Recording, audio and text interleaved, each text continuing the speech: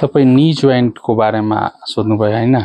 नी joint को pain जो छ किन हुन्छ भने तपाईको दुईटा जोइन्ट छ, यो दुईटा जोइन्ट को बीचमा साइनोभियल फ्लुइड हुन्छ जो फ्लेक्सिबिलिटी मेन्टेन गर्छ। भने एकजना 5 सालको नानी, 4 सालको नानी, 6 सालको नानी दिनभर कुद्नु सक्छ, किन्तु एउटा 40 इयर्सको, 45 इयर्सको वा 60 इयर्सको मान्छे त्यस्तो कुद्नु सक्दैन। भने किन सक्दैन भने तपाईको जो साइनोभियल फ्लुइड जेनरेट एउटा नानीमा हुन्छ त्यस्तो ओल्ड एजमा हुँदैन, त्यो धीरे धीरे कम्ती हुन्छ।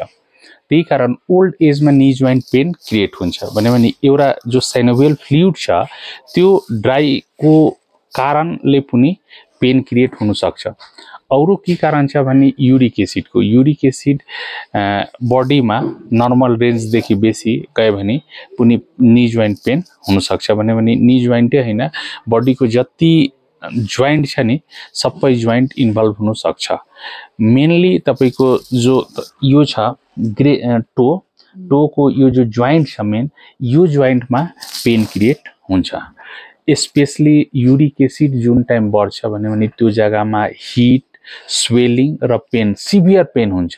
त्यो तपाईको यो अंगूठा छ नि पैरको, त्यो अंगूठाको जो जोइन्ट छ त्यो जोइन्टमा स्वेलिङ र पेन स्टार्ट हुन्छ। अरु के छ तपाईको ग्यासको समस्या किन हुन्छ भने एउटा त स्पेशल रिजन के रहेछ भने irregular diet habit.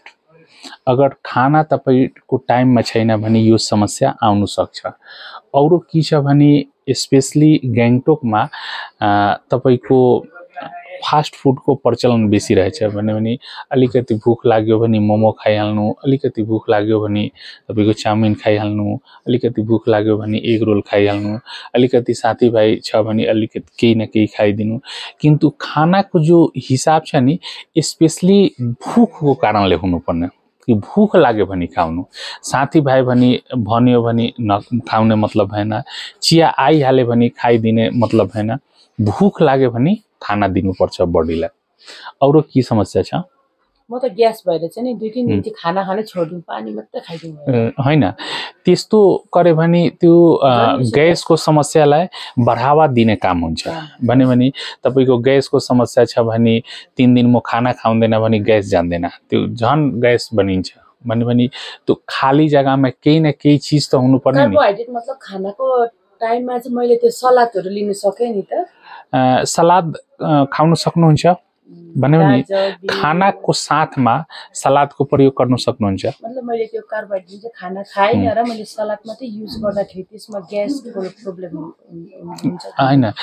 Salad use गर्न सक्नुहुन्छ। खाना खानुको साथमा फेरि तपाई यो जो छ नि पानी को प्रयोग कम्ती गर्नुस्। भने 1 घुट 2 घुट मात्रै पानी खानुस्।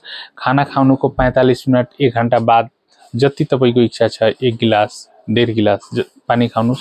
उसको बादमा फेरि खाना खानुको 2 घण्टा अगाडिसम्म पानी नखानुस्। भूख पुरो लाग्यो भने उसको 2 घण्टा अगाडिसम्म जति पानी खाउने छ खानुस्। उसको बादमा एब्जर्प्सन हुन्छ। एब्जर्प्सन भयो भने अटोमेटिक भूख आउँछ, नेचुरल जो भूख हुन्छ नि त्यो आउँछ।